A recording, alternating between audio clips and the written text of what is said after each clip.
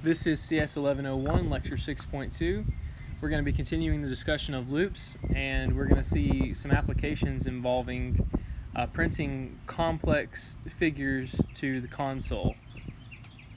So here's the situation where we're trying to print out the multiples of 1, 2, 3, and 4. So basically counting by 1s, 2s, 3s, and 4s. So first column is going to go 1, 2, 3, 4, 5. Second, 2, 4, 6, 8, 10. 3, 6, 9.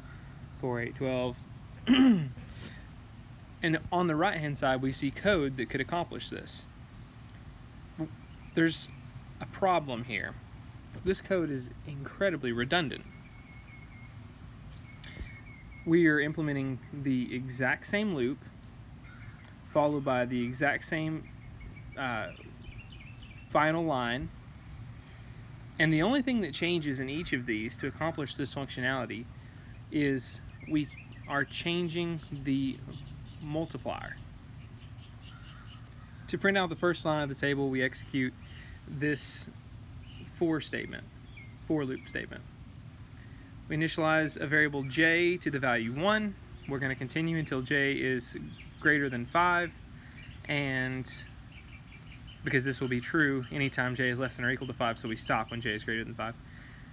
And we are going to increment by 1 each time. And we print out 1 times j, and we're going to concatenate that with the string tab. So we're going to print out the number and then tab. So 1 times 1 is 1, followed by a tab. Increment to 2. Is that still less than or equal to 5? Yes. Print out 2 with a tab. 3, 4, and then 5 we print out. And then that would have a tab also after it. However, we don't show that because there's nothing else printed past the 5. Then we exit the loop because at that point j is 6, so we don't execute again, and instead we execute the statement following our for loop, which is a print line, which causes a carriage return back to the beginning of this next line in our table. So notice here, that's the exact same in all 4, with one minor variation, being this multiplier. So we are copying and pasting code and changing one little thing and doing it over and over again to accomplish functionality. Anytime you find yourself doing that, that's probably bad. We talked about that previously when we wanted to draw the shapes and we were having to copy and paste large segments of code to achieve functionality. We said that's bad, that's redundant. You know, in general, we try to write what is referred to as dry code. That's code where we do not repeat yourself, or we do not repeat ourselves. So this code is not dry, so to speak. We are repeating ourselves, so we need to change how we're approaching the problem. So the situation we've seen in the previous slide would be a good application of something referred to as nested loops. So a loop in a loop situation. So here's an example of a nested loop. While my shift isn't over, we're going to do everything inside this loop. So as long as my shift isn't over, we're going to do all this stuff. See if there's any customers in line. If there are more customers in line, we will do this loop. Get this customer their coffee, mumble, have a coffeelicious day, say next please. Check the clock to see if I can leave, take a breath, and wait for the next rush. So see, here's what's happening. When you go on shift at work and you're a barista, if there are customers in line, you're going to serve those customers until there are no more customers. But once there are no more customers, you don't get to leave. You have to return to the top and then check for more customers. And you keep this checking for customers until, oh, there are more customers, and then you service all the customers, and then you go back to waiting for your shift to end or for more customers to arrive. So we have a loop inside of a loop. The main loop is you can't leave until your shift is over. But the other loop, which is inside of that, is you have to service all the customers in line until there is no line. Let's look at a Java example that achieves the functionality we talked about to generate the table 2 slides ago, also represented here. So we have an outer for loop. So this is the outer loop and an inner loop. Outer because it's on the outside, and inner because this is inside the outer loop. So we declare the first for loop. We have the initialization of I equal to 1. We are going to continue until I is greater than 4, and we are incrementing I each time, each loop through. So we have our initialization, our test, and our update. Now let's look at see what's inside this for loop. So notice this for loop begins here and ends at this comment behind the terminating curly brace. So everything inside that is going to happen 4 times. So the first thing that's going to happen inside this for loop is we declare another for loop. And we can't use I to count the number of loops through this one because we've already used I in the outer for loop. So instead we use J. And we initialize J to 1, and we're going to do J. We're going to loop through this the contents of the body of this inner for loop 5 times. So we start at 1 and we go until J is no longer less than or equal to 5. And at the end of each loop, our update is going to just increment J by 1.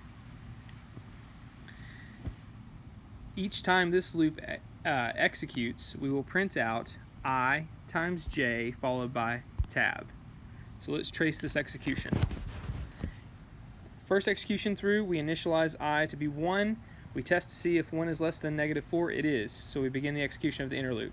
We initialize J to be 1. We test to see if J is less than or equal to -5. Less than or equal to 5. I don't know why I'm adding a negative in there. We test to see if J is less than or equal to 5. It is. So we print I times J. So it's 1 times 1 printed followed by a tab. We hit the end of the loop. At the end of the loop, we update, and our update statement is just an increment J. So J becomes 2.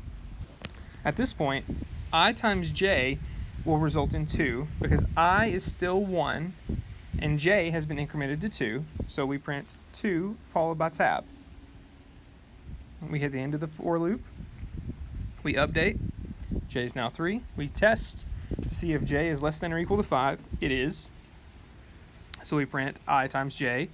I is 1, J is 3. We print 3 followed by tab. We update again. J is now 4. 4 is less than or equal to 5. Therefore, we will print out 4 followed by tab. 4 because 1 times 4 is 4.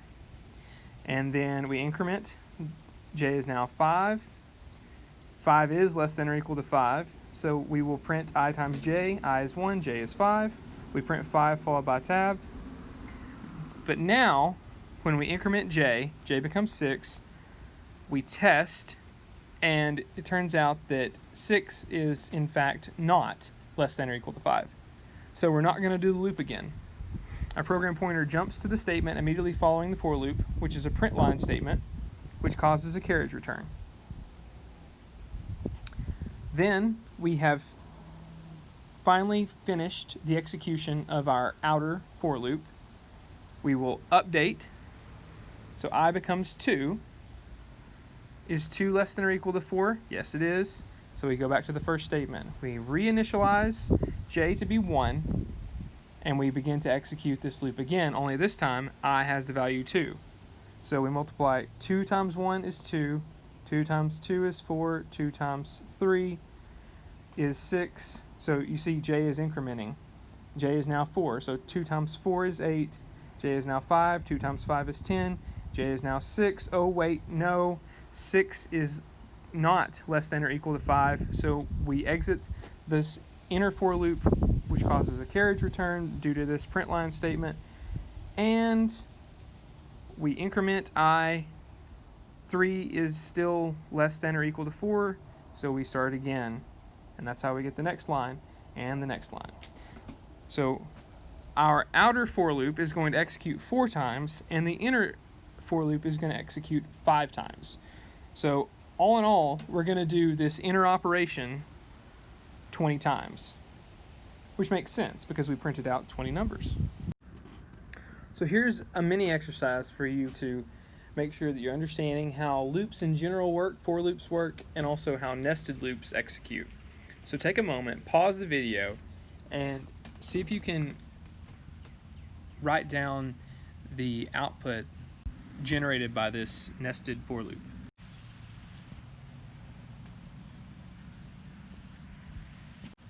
So the outer loop declares a variable called I in the initialization and sets it equal to 1.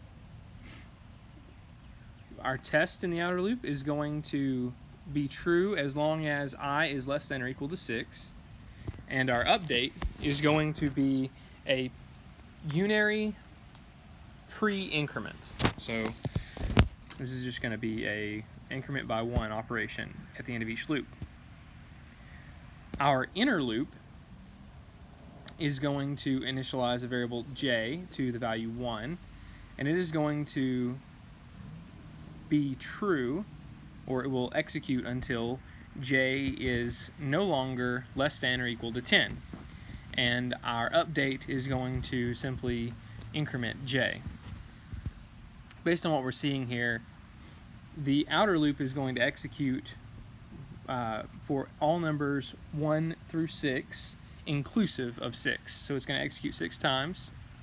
And the inner loop is going to execute for all numbers 1 through 10, inclusive of 10, so a total of 10 times. And so then the question is, what is inside of the inner loop? The inner loop prints out an asterisk. Okay, well, what's inside of the body of the outer for loop? Well, the inner for loop is inside the body, but also we have a print line statement. So what's going to happen is our program pointer is going to enter this loop, then enter the nested inner loop, and it's going to go through this loop 10 times, and each time it's going to print out a star. Then it's going to fail the test once j is equal to 11, and the program pointer will jump to the next statement, which is a print line statement. And then we will begin the outer loop again, which will cause us to print a further 10 asterisks. So it's going to be 10 asterisks followed by a carriage return, and we're going to do that 6 times. So what does that look like? Like this right here. We have 10 asterisks, and we have done it 1, 2, 3, 4, 5, 6 times.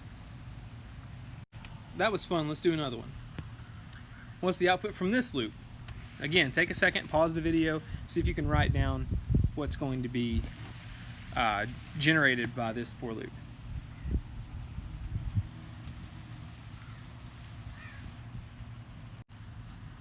So the outer loop is exactly the same as our previous outer loop. Yes it is. It's exactly the same. So I equals 1 is the initialization. The test is going to be true until I is greater than 6. So we're going to do the outer loop 6 times because we're going to do it for all numbers 1 through 6 inclusive of 6. So 6 times total. And it's going to do a nested loop followed by a print line statement. So we should understand exactly how that's going to operate. We just saw it. But now let's look at our inner loop. So we're going to initialize a variable j to the value 1. Oh, interesting. Look at our test. We stop when j is greater than I. So as long as j is less than or equal to I, we're going to continue this test. So functionally, what does that look like? Well, for the first iteration of our outer loop, I is equal to 1. So the initialized j equal 1 is going to execute, but then as soon as we increment j to 2, that will be false, and we will immediately exit, so it'll only print 1 asterisk. But then the next time through, when I is now 2, we'll initialize j to 1, and we'll say, okay, we're going to continue j until it is greater than 2. So we'll print out 2 asterisks. Then we'll go through. Then when we increment I again, that time we will print out 3 asterisks, and so on. So whatever the count is on the outer loop, the count being I, that's the number of times we will execute the inner loop. Now, let's look at what the output looks like.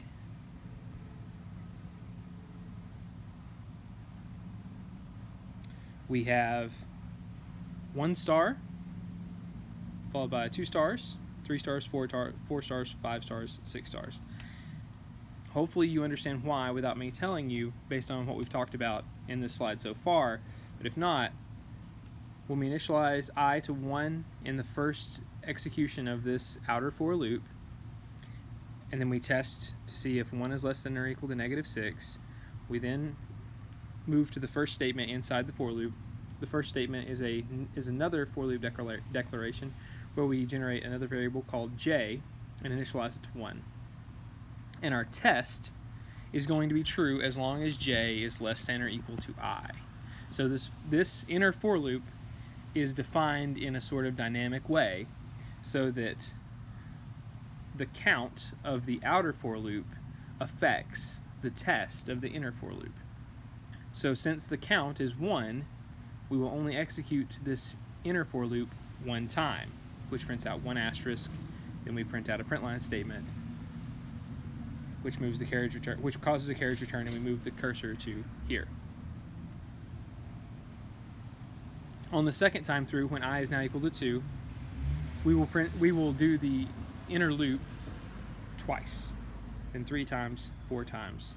This is called a triangle loop due to the iteration space, which we can see visually printed here. The number of iterations of the inner loop depends upon which iteration of the outer loop is executing. Are we on iteration 1, 2, 3, 4, 5, or 6 of the outer loop? Well, that determines how many times the inner loop will execute, or the number of times that it will iterate. We're getting the hang of it now. Let's do another one. Declare a for loop, initialize I to be equal to 1, and test to see if I is less than or equal to 6. Yes, 1 is less than or equal to 6. Notice we're starting at 1 and we're going to 6 inclusive, so we're going to execute this outside loop 6 times, just like we've done on the previous 2. And also notice that after the inner for loop, we are going to print a carriage return, just like we've done on the previous 2. So the outer for loop is very familiar to us. On the inner for loop, we declare a variable j in the initialization, and we set it equal to 1. And we say we're going to go until j is greater than I, or another way to say that is we're going to continue as long as j is less than or equal to I. And we're going to increment by 1, and we're going to print out I. This is very similar to the last slide. So see if you can figure out what this will print based on our understanding of triangular for loops from our previous slide.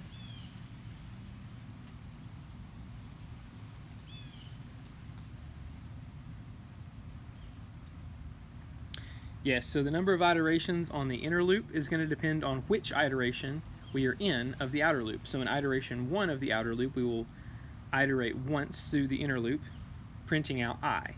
I is initialized to 1, so we'll print out just the number 1. On iteration number 2 of the outer loop, we will iterate through the inner loop twice, so we'll print out 2 twice. Then on 3, when I is equal to 3, we will print out 3 times. Then on 4, we will print out the number 4 because we've incremented from 3 to 4 4 times. So let's look at what that looks like. So we've got 1 once, 2 twice, 3 times.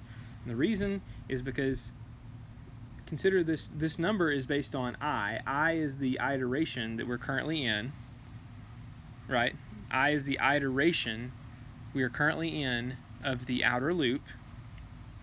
And the number of times that number is printed is the number of iterations the inner loop executed. So on the first iteration of the outer loop, the inner loop iterated once. On the second iteration, it iterated twice. On the outer loop's third iteration, the inner loop iterated 3 times, and so forth through 6. So this is another triangular loop. Here's 2 for loops that are likely to make you pull your hair out.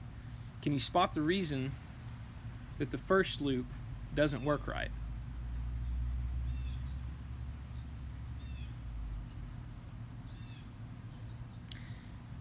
You may have figured it out. We are incorrectly testing the loop. So the outer loop counts using the variable I and is going to do 10 iterations total, while the inner for loop is supposed to count using the variable j. But in the test for the inner for loop, we have erroneously used I instead of j. So this is going to not depend at all on the count variable for the inner for loop. It's only going to depend on the count variable for the outer for loop, which is not, it's bad programming at the least. At the worst, it's an out-and-out bug. So what about in the bottom? You're probably getting the idea of what to look for now. So yes, we have a similar for loop in the outer for loop, where we are using the variable I as the counter, and we test based on I and we increment I. That's all good. However, on the inner for loop, we have j as the count variable. We're testing j this time, so that's an improvement. But yep, we're incrementing I. So this for loop, this inner for loop, is an infinite loop because we're never incrementing j. So if we don't increment j, and j is set equal to 1, then j will always be less than or equal to 5. And so we're going to execute this inner for loop forever. So we have an infinite loop here. So this is this doesn't even have a prayer of being bad coding. This is definitely a bug. So we tested the wrong variable, and we, in the second situation, updated the wrong variable.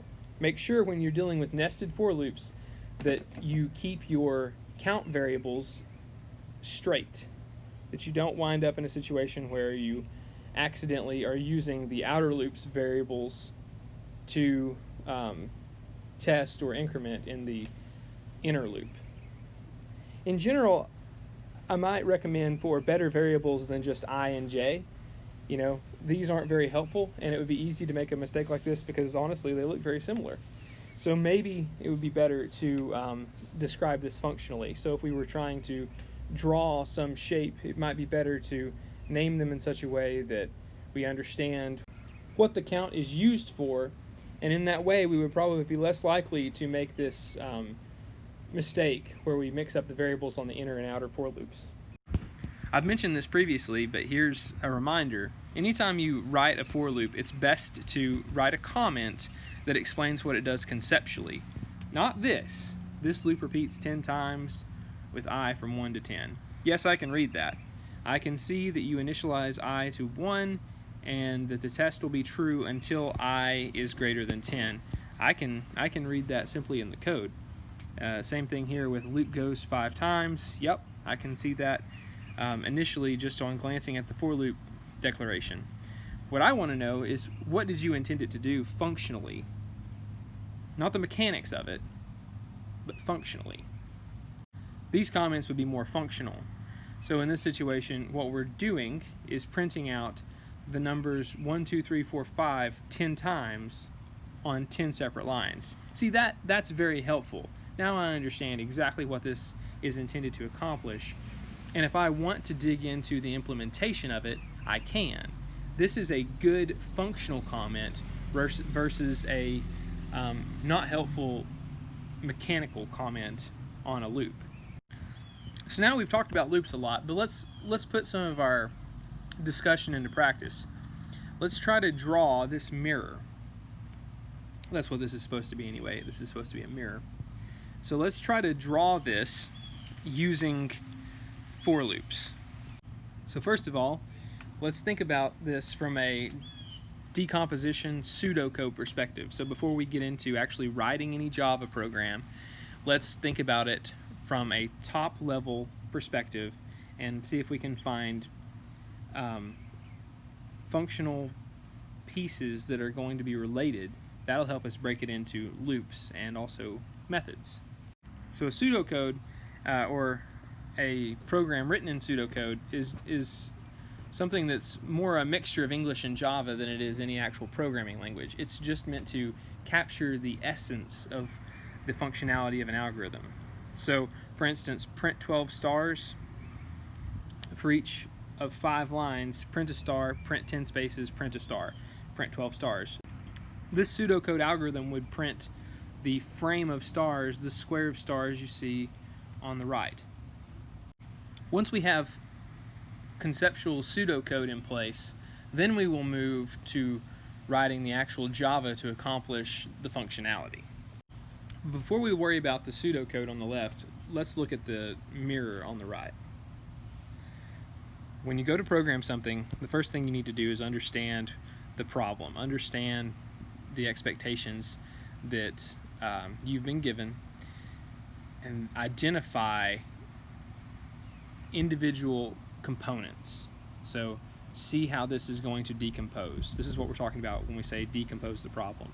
So let's look at this mirror. And what we're looking for is patterns. We're looking for things that seem to be dependent upon each other, that seem to naturally group. The first thing I see is that as we move down, at least for the first half of the mirror, as we move down, the number of dots grows. Does it grow consistently? So at first we have, so in the first line of the mirror past the beginning, we have 0 dots, then we have 4 dots. So is it growing by 4? Are we adding 4? 1, 2, 3, 4, 5, 6, 7, 8. Yeah, so in each successive line we're adding 4 dots. Technically 2 to either side. So there's something. So for the first half of the mirror, the number of dots depends on the line. So on the first line there's 0 dots, second line there's 4 dots, third line 8 dots. So it's as if we're doing -1 times 4. So first line, line 1, -1 is 0 times 4 is 0. The second line, so line 2 -1 is 1 times 4 dots. So it seems that's a functional dependence right there. Now we can say the same thing about the bottom, right? So we have the number of dots 12, and then we are subtracting 4 each time as we go down. So there's another functional dependence. So it seems like the top half and the bottom half are functionally dependent groups. And then we've got some, I guess you might say, just non-functionally dependent but sort of one-off things that we have to do. Like we need to start with this the frame around the mirror in the bar frame along the side. So now we've talked about some of the functional dependence we can see here. Let's talk about it in pseudocode. So here's some pseudocode that captures what we've just acknowledged. First of all, we have to draw a line at the top made of equals and pound signs. Then we have to draw the top half. So notice we're already acknowledging that the draw top half is probably something we want to group into a method, since it seems to be a functional unit. We also said that the bottom half was probably a functional unit. So, a functional unit being a group of statements that are functionally related and dependent upon each other. So the bottom half we'll probably also group, and then we'll draw a line at the bottom. So we've split this into 3 methods: a draw line, draw top, and draw bottom. So just based on our discussion of the pseudocode, we can already begin to sketch out a class in Java to do this. We're going to call it something like mirror, something that is descriptive of the use of the class. And then we can already sketch out the top half, the bottom half, and the line method as far as just having them in place. So they don't need to return anything. They're void function, or they're void methods, but we can have them in place. And that's useful because actually, based on what we've seen in the pseudocode, we can actually go ahead and write the main method out. So really all we have to do is call line, call top half, bottom half, and then line again. And that should draw this mirror. So now let's make a table to be able to identify exactly what formula we need to be able to determine the number of spaces, the number of dots in each of these lines in the top half. So in line 1, we're going to have 6 spaces on either side, and we will have 0 dots. Line 2, 4 spaces either side with 4 dots. Line 3, 2 spaces either side with 8 dots in the middle. Line 4, 12 dots, no spaces. Well, we can easily write a formula based on the line number to get this 6420. So minus 2 times line plus 8 is one formula which would achieve that. Another would be line minus 4 times negative 2, but you could do all the algebra and manipulate that around however you wanted to.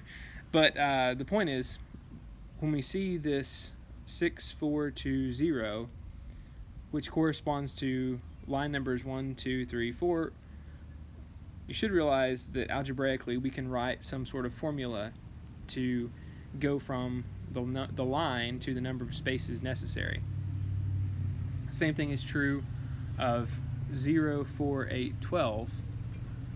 We should be able to write some formula to generate 0, 4, 8, 12 based on the line 1, 2, 3, 4.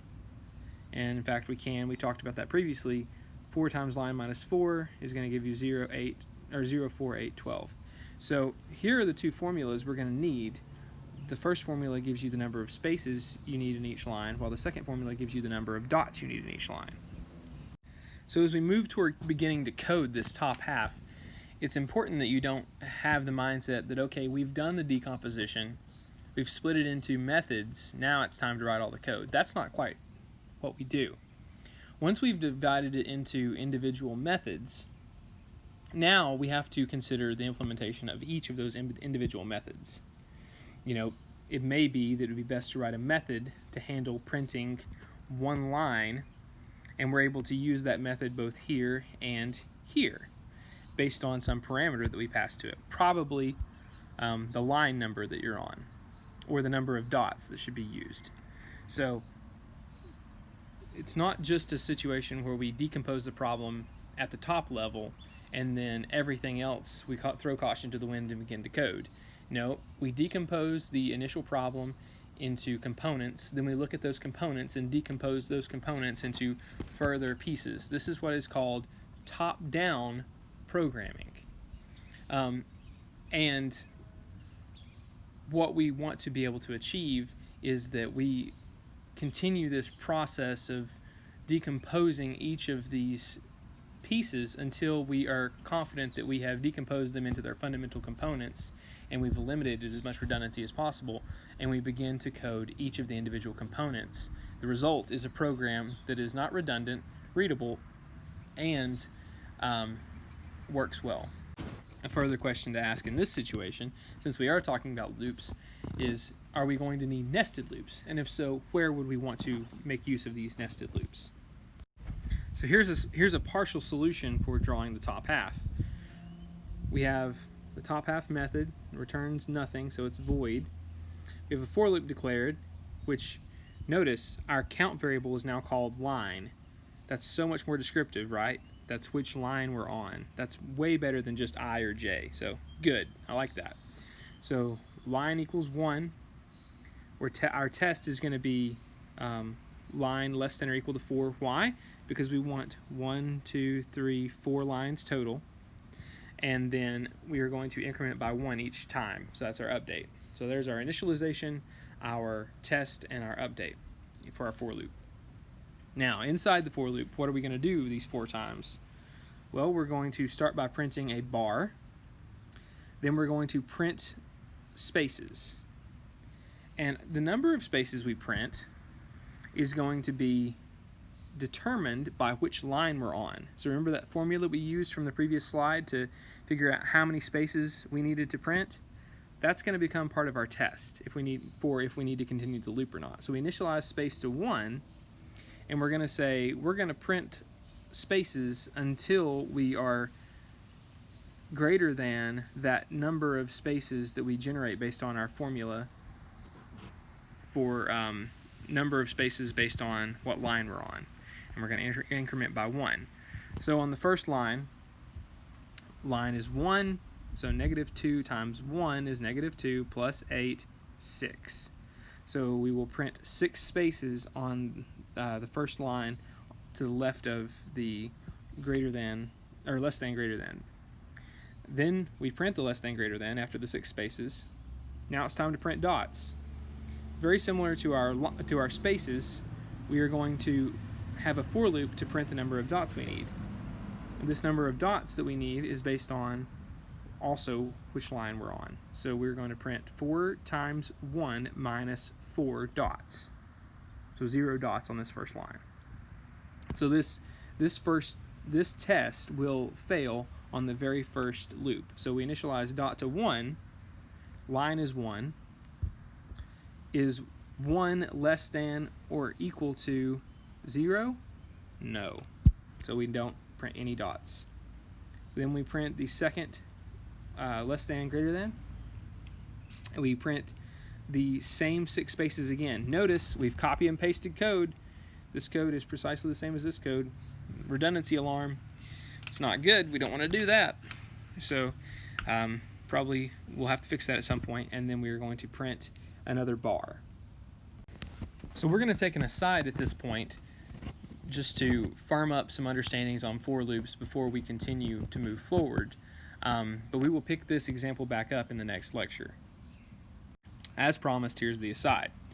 So consider the task of printing the following lines and boxes. So if we had 13 stars, 7 stars, or 35 stars, you know, here's some different things that you might need to do for whatever reason. Or how about a 10 by 3 box, so 3 tall by 10 wide, or how about a 5 by 4 box, so 5 wide, 4 tall.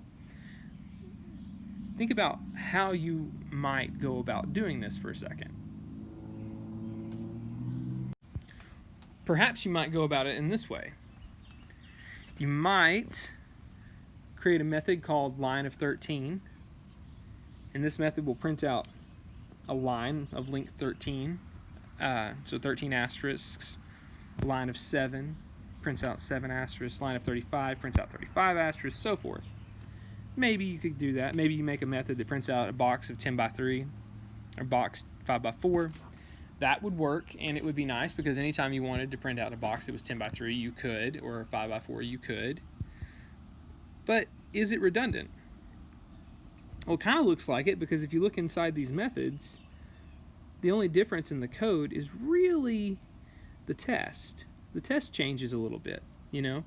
So our for loop counts from 1 to 13 when we want to print out 13 stars, but only counts from 1 to 7 when we want to print out 7 stars. And when we print out 35, we're printing out 1 to 35 stars. I don't know. That really seems to me that we could compress this into a single method. If you think about it, we definitely can, right? All we have to do is, instead of hard coding, or instead of supplying an integer literal, hard coding would mean typing in the actual number 13. So instead of hard coding it, hard coding, another way of saying that also, again, is instead of using an integer literal, if instead we gave this method a parameter, and it was number of stars, or length, then we could simply use that parameter in our test to be able to print out however many stars we wanted to. And then we could just have a method called draw line. And we could probably do something similar with draw box, right? where we pass it our length and width that we desire and just call a method drawBox that has two parameters, length and width. So now instead of the mess of calling line of 7, 13, 35, we will write a single method that we give a parameter of 7 to, and it prints out a line of 7. Single method of single parameter of 13 to that same method prints out a line of 13. So when we declare this method, we'll state that it requires a parameter for the number of stars. And when we call it, we'll give it the number of stars that we want to use, or that we want it to print. So here's a class called stars with a main that calls this draw line, and we pass it 13, 7, 35. But what we're really interested in is the implementation of this draw line, which is down here. So draw line accepts a parameter that's an integer called count, and we are going to use count in a for loop, and our for loop is going to initialize I to 1. Then the test is I less than or equal to this value that we were given as a parameter, count. So if we give the number 7 as count, then we are going to execute this for loop every time for numbers 1 through 7 inclusive of 7. So we'll execute this for loop 7 times.